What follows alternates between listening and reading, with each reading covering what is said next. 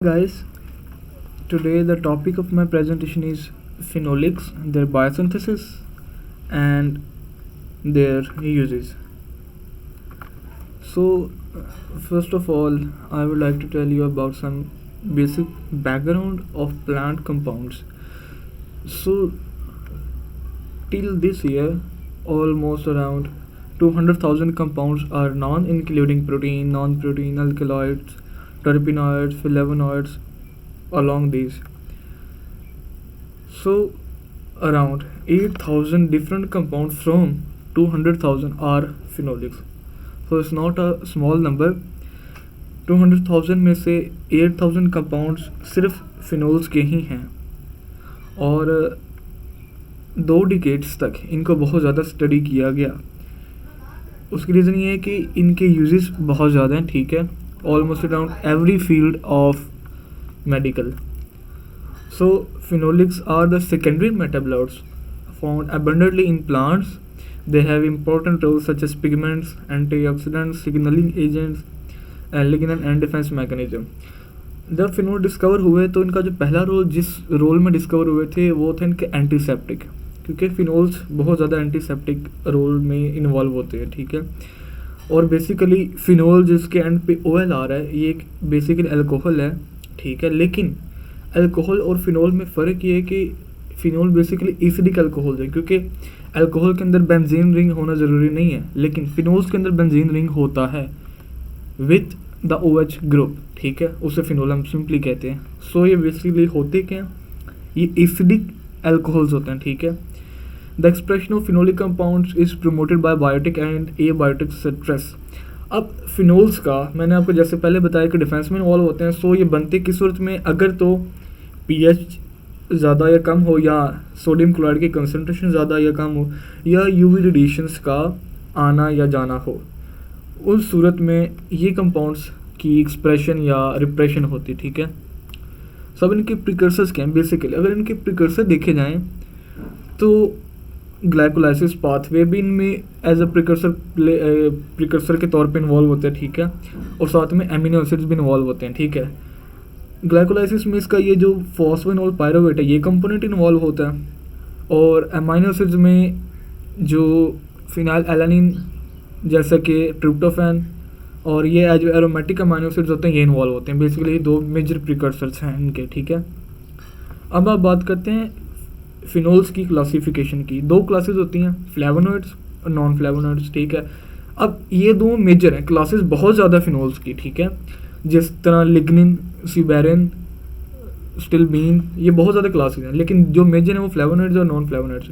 अब फ्लेवोनॉइड्स क्या होते हैं, अराउंड 8,000 फिनोल्स होते हैं नॉर्मली भी हमने पढ़ा, ठीक है, जिसमें से 4500 सिर्फ फ्लेवोनॉइड्स ही हैं, ठीक है, जिनके बहुत ज़्यादा रोल हैं, जैसे पैथोजेंस के अगेंस्ट रोल है, लाइट स्ट्रेस के अगेंस्ट, ठीक है. और होते कहाँ पे हैं, लीव्स और फ्रूट की स्किन के एपिडर्मिस में, ठीक है. और इनके एक्सप्रेस करने के लिए बहुत ज़्यादा जीन्स है अभी तक जो डिस्कवर हो चुके हैं, ठीक है. अब बात करते हैं कि फ्लेवोनॉइड्स की फर्दर 2 टाइप्स आती हैं. अब अगर तो फ्लेवोनॉइड के साथ शुगर का ग्रुप अटैच हो जाए तो उसे हम कहते हैं ग्लाइकोसाइड, और अगर शुगर ना हो तो उसे कहते हैं ए ग्लाइकोसाइड, ए ग्लाइकॉन जिसे हम कहते हैं, ठीक है. अब होता क्या, अगर तो शुगर अटैच होगी तो वो वाटर के अंदर सॉल्युबल हो जाएंगे जैसा कि यहाँ पे लिखा हुआ है, ठीक है. और अगर इनके साथ मिथाइल या शुगर ना हो तो ये होते हैं लिपोफिलिक, ठीक है. अब नॉन फ्लेवोनॉइड्स में क्या आते हैं, अब बेसिकली सिनेमिक एसिड से बनते हैं. सिनेमिक एसिड बेसिकली इसका डेरिवेटिव भी होता है फ्लेवोन्स का, ठीक है. और ये फिनाइल प्रोपेनॉन्स होते हैं जो हम बाद में जाकर डिस्कस करेंगे. अब इनका थोड़ा सा सोर्सेज इंपॉर्टेंट है, क्योंकि जो नॉन फ्लेवोनॉइड्स होते हैं जैसे सिनेमिक एसिड होता है ऑयल ऑफ सिनामन में से निकलता है, क्यूमेरिक एसिड होता है चेरी प्लम, क्यूमेरिक एसिड, ठीक है. और ये बहुत ही इंपॉर्टेंट चीज़ होती है जिनका आपकी काफ़ी ज़्यादा प्रोडक्ट्स में यूज़ होती हैं. अब बात कर लेते हैं बायोसिंथेसिस के हवाले से. 3 पाथवेज हैं, शिकमेट पाथवे, फिनाइल प्रोपेनॉइड पाथवे और फ्लेवोनॉइड पाथवे. और इन तीनों पाथवेज के बारे में आपको कुछ बातें बता देता हूँ. ये तीनों पाथवेज आपस में इंटरलिंक्ड हैं, क्योंकि शिकमेट पाथवे के जो प्रोडक्ट्स होंगे वो फिनाइल प्रोपेनॉइड के लिए रिएक्टेंट्स होंगे, और जो इसके प्रोडक्ट्स होंगे वो फ्लेवोनॉइड के लिए रिएक्टेंट्स होंगे, ठीक है. सो ये पाथवे आपस में इंटरलिंक्ड हैं. अब शिकमेट पाथवे की बात करते हैं. क्लोरोप्लास्ट के अंदर हो रहा होता है, 7 स्टेप के ऊपर डिपेंड करते हैं, इनके 7 स्टेप्स के प्रोसेस है.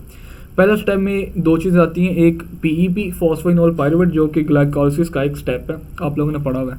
दूसरा आता है एरिथ्रोज 4 फॉस्फेट जो कि HMP यानी कि हेक्सोज मोनोफॉस्फेट पाथवे का एक स्टेप है। अब ये दोनों में एल्डोल कंडेंसेशन रिएक्शन होता है। अब एल्डोल कंडेंसेशन रिएक्शन में होता है कि अल्कोहल्स होते हैं वो कंडेंस हो जाते हैं, ठीक है। अब कंडेंस होके ये दोनों कंपाउंड्स कंडेंस होके एक प्रोसेस एक तीसरी चीज़ बनाते हैं जिसे हम एसिड फॉस्फेट कहते हैं, जिसका पूरा नाम है DAHP। अब यहाँ पे एक प्रोडक्ट बनता है की ब्रांच पॉइंट कोरिस्मिक एसिड।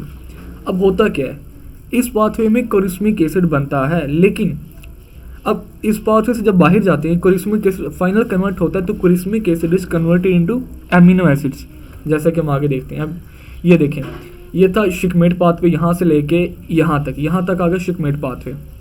अब ये कोरिस्मिक एसिड बन गया। अब कोरिस्मिक एसिड या तो प्रीफेनिक एसिड में कन्वर्ट हो सकते हैं, यहाँ फिर एल्कलॉइड में जा सकते हैं। अगर तो प्रीफेनिक एसिड में गया तो यहाँ पे फिनाइल एलानिन और टायरोसिन बन जाएंगे जो कि फर्दर कन्वर्ट हो सकते हैं सिनेमिक एसिड में, ठीक है, जो कि हमने पीछे पढ़ा कि ये नॉन फ्लेवोनॉइड्स हैं, बेसिकली फिनोल्स हैं। अभी इनके पाथवेज के स्टेप्स हैं, ठीक है, जिसमें पहला स्टेप आता है फोस्फेनोल पायरोवेट जो कि हमने पढ़ा है अभी, ठीक है। इस तरह स्टेप्स हैं, पहले मैं आपको फिगर पे ले चलता हूँ। ये रहा, अब ये था ग्लाइकोलिसिस का स्टेप, सॉरी ये वाला। अब ये था HMP का स्टेप, इन दोनों मिले एल्डोल कंडेंसेशन रिएक्शन हुआ, ये बना दिया एसिड फॉस्फेटेज, ठीक है, फॉस्फेट सॉरी। अब ये कन्वर्ट होगा फर्दर हाइड्रोक्विनिक एसिड जो कि कन्वर्ट डायरेक्टली हो सकता है क्विनिक एसिड के अंदर जो कि एक हमारा फिनोल है। अब ये कन्वर्ट अगर इसकी डिहाइड्रेशन कर दी जाए तो ये बन जाता है डिहाइड्रोशिकमिक एसिड, और जो कि फर्दर डायरेक्टली कन्वर्ट हो जाए गैलिक एसिड। अब gallic acid one of the most important phenol है, ठीक है। गैलिक एसिड फर्दर कन्वर्ट हो जाएगा गैलोक्विनिक एसिड अगर इसके हम ऑक्सीडेशन कर दें, और बीटा ग्लूकोगैलिना। अब ये जो गैलिक एसिड खुद और ये दोनों कंपाउंड्स हैं प्योरली फिनोल्स हैं, ठीक है। गैलिक एसिड के बहुत ज़्यादा एप्लीकेशंस हैं, टर्गर प्रेशर मेंटेन कर रहा होता है, ठीक है, एंटीऑक्सीडेंट होता है, बहुत ज़्यादा इसके रोल्स हैं गैलिक एसिड के, मेडिकली बहुत इंपॉर्टेंस का हामिल है ये। अब चलते हैं फिनाइल प्रोपेनॉइड पाथवे पे। अब यहाँ पे हमने बनाया शिकमिक एसिड, ठीक है, शिकमिक एसिड। अब ये शिकमिक एसिड डायरेक्टली कन्वर्ट हो सकता है अमाइनो एसिड्स के अंदर, जैसा कि हमने पीछे पढ़ा। ये देखें शिकमिक एसिड ये कन्वर्ट होगा कोरिस्मिक में कन्वर्ट हो जाएगा फिनाइल एलानिन जो कि दोनों एमिनो एसिड्स हैं, ठीक है। अब हम आगे चलते हैं अगली साइकिल पे। अब यही शिकमिक एसिड कन्वर्ट होता है एमिनो एसिड्स में, ठीक है। अब ये कन्वर्ट होगा, ये देखें एमिनो एसिड जो कि फिनाइल एलानिन है। अब ये एक लाइएज एंजाइम है, फिनाइल एलानिन लाइएज एंजाइम, जो कि उसको कन्वर्ट कर देता है सिनेमिक एसिड। अब सिनेमिक एसिड की थोड़ी सी अरेंजमेंट चेंज करें तो वो बन जाएगा 4-कोमेरिल CoA, ठीक है, जो कि डायरेक्टली कन्वर्ट हो जाएगा कोमेरिल क्विनेट एसिड और कैफिक्विनिक एसिड जो कि प्योरली हमारे फिनोल्स हैं, ठीक है। अब the plant shikimate pathway is the entry of biosynthesis of phenylpropanoids. Plastids में plastid allocation and complex regulation has been invested for more than a decade. अब इसकी रेगुलेशन किस तरह होती है, ठीक है। इसकी रेगुलेशन के ऊपर जो रिसर्च हुई थी उसमें जो सबसे ज़्यादा चीज़ पाई गई थी वो थी DHAP के ऊपर, ठीक है।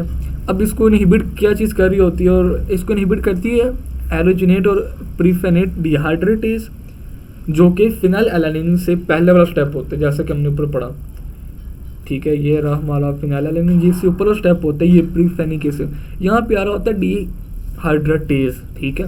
अब इस स्टेप के ऊपर इसकी रेगुलेशन हो रही होती है, ठीक है।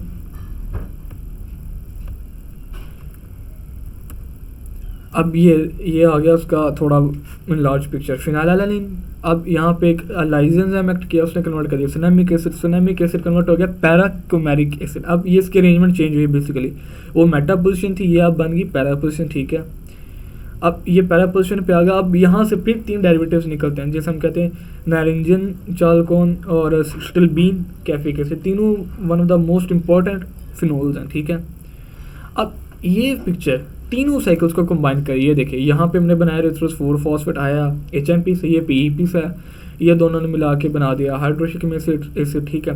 यहाँ तक आपका हो गया फर्स्ट साइकिल शिकमेट पाथवे। यहाँ से आपका आता है फिनाइल एलानिन से बना सिनमेट से बन गया P-कोमेरिल, ये साइकिल आप गए यहाँ तक आपका सेकंड पाथवे फिनाइल प्रोपेनॉइड। अब पैराकोमेरिल एसिड से बनते हैं आपके स्टिल्बीन्स, कैटेचिन्स और फिनाइल प्रोपीन्स और एस्टर्स बनते हैं। अब ये वाला पाथवे आता है आपका आगे वाला जो कि थर्ड पाथ है जिसे हम फ्लेवोनोइड पाथवे कहते हैं, जो कि ये है, ठीक है। अब इसमें होता क्या, चालकोन जो ऊपर बना था ये देखें, यहाँ पे हमने बनाया चालकोन्स, ठीक है।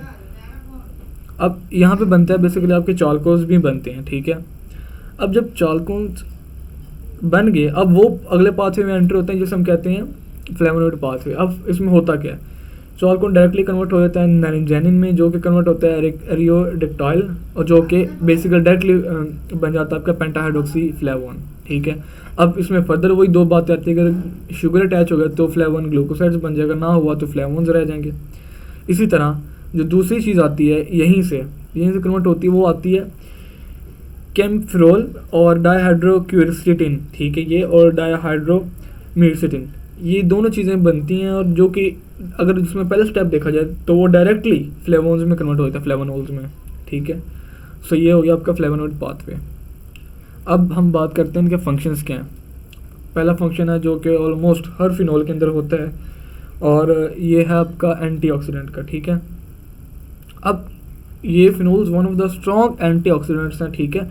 जितनी भी स्टडीज़ हुई हैं उन्होंने स्ट्रॉन्ग कोरिलेशन शो किया है कि 0.05 तक भी जो वैल्यू है से कम और इक्वल है, यानी कि स्ट्रॉन्ग कोरिलेशन, ठीक है। और लिपिड ऑक्सीडेशन को कम करने में इनका रोल बेसिकली होता है, ठीक है। और ये फूड की क्वालिटी को भी प्रिजर्व करते हैं, ठीक है। और अगर हम यानी कि अगर इनको यूज़ करें तो इनसे डिजीज़ डेवलप करने का रिस्क भी कम होता है, ठीक है। और आपको पता है कि जो होते हैं ऑक्सीडेंट्स होते हैं वो करते क्या हैं कि वो फ्री रेडिकल्स बनाते हैं हमारी बॉडी के अंदर, ठीक है। सो वो एक पॉइजन यानी कि टॉक्सिन्स होते हैं जो फ्री रेडिकल्स होते हैं, तो ये उनको भी ख़त्म करते हैं, ठीक है। अब आगे चलते हैं UV sunscreen, one of the most important point, ठीक है।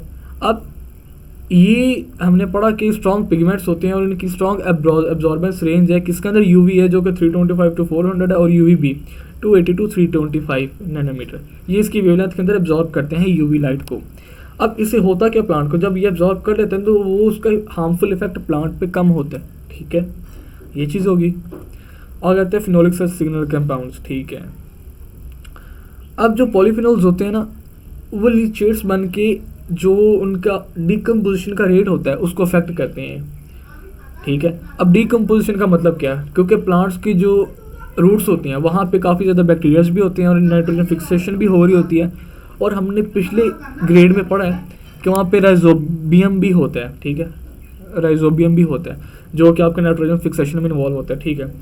अब उन कंपाउंड्स की डिग्रेडेशन को डायरेक्टली अफेक्ट करते हैं अगर ये कंपाउंड्स सॉइल के अंदर एब्जॉर्ब हो जाएं, जैसा कि पहला आता है पैराहाइड्रोक्सी बेंजोइक एसिड जो कि पैराकोमेरिक एसिड का होता है, लीव्स के अंदर प्रेजेंट होता है। इसी तरह अब सिम्बायोसिस आपको मैंने कहा कि नाइट्रोजन फिक्सेशन कर रहे होते हैं और इन रिटर्न प्लांट्स से अपना फूड ले रहे होते हैं, ठीक है। अब आते हैं फिनोलिक सेल्स पिगमेंट्स, ये एक इम्पॉर्टेंट पॉइंट है, ठीक है। अब पिगमेंट्स का काम इस तरह करते हैं कि ये इंसेक्ट्स और बीज को अट्रैक्ट करते हैं पॉलिनेशन के लिए, ठीक है। इसमें दो पिगमेंट्स जो कि एंथोसायनिन्स और एंथोसायनिडिन्स जो कि रेड, ब्लू और पर्पल देते हैं, और अगर हमने येलो कलर प्लांट में दिख रहा है तो वो होता है चालकोन्स और ऑन्स की वजह से, ठीक है। ये दोनों कंपाउंड्स प्लांट के अंदर येलो कलर देते हैं, चालकोन्स और ऑरॉन्स येलो कलर देते हैं, ठीक है, किसी प्लांट को, और वो इनकी वजह से आ रहा होता है। अब आते हैं फिनोलिक्स एंड प्लांट ग्रोथ।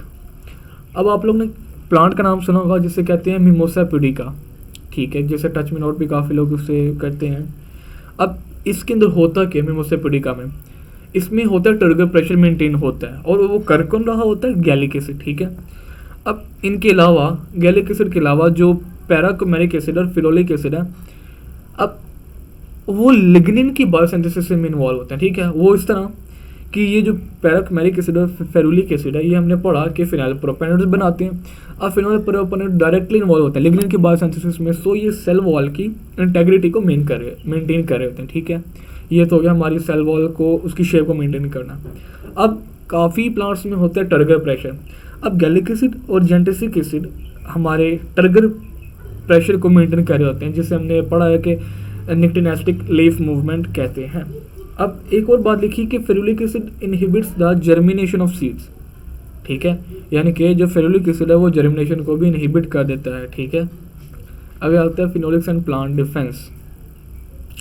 अब हमने सबसे पहले यही पढ़ा कि जब डिस्कवर हुए थे तो इनका फंक्शन था कि प्लांट इनको डिफेंसिव मैकेनिज्म यूज़ करते थे, क्योंकि ये खुद भी एक एंटीसेप्टिक्स होते हैं। अब इनमें दो नाम आते हैं जो कि मेजर यूज़ होते हैं, एक आता है फाइटो एंटीसिपेंस, दूसरा आता है फाइटो एलेक्जेंस। अब फाइटो एंटीसिपेंस होते हैं लो मॉलिक्यूलर वेट होते हैं, ठीक है, और एंटी माइक्रोबियल एजेंट्स होते हैं, ठीक है।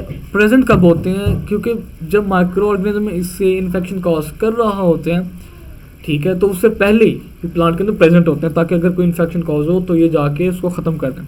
दूसरा आता है phytoalexins. Phyto means plant, alexins mean to ward off, ठीक है, लो माइक्रोबियल एजेंट्स होते हैं, ठीक है। और ये जो उसको डिस्कवर किया था वो आया था 1940 के अंदर, ठीक है। So thank you so much. Thanks for watching. And for any questions and queries, comment down below.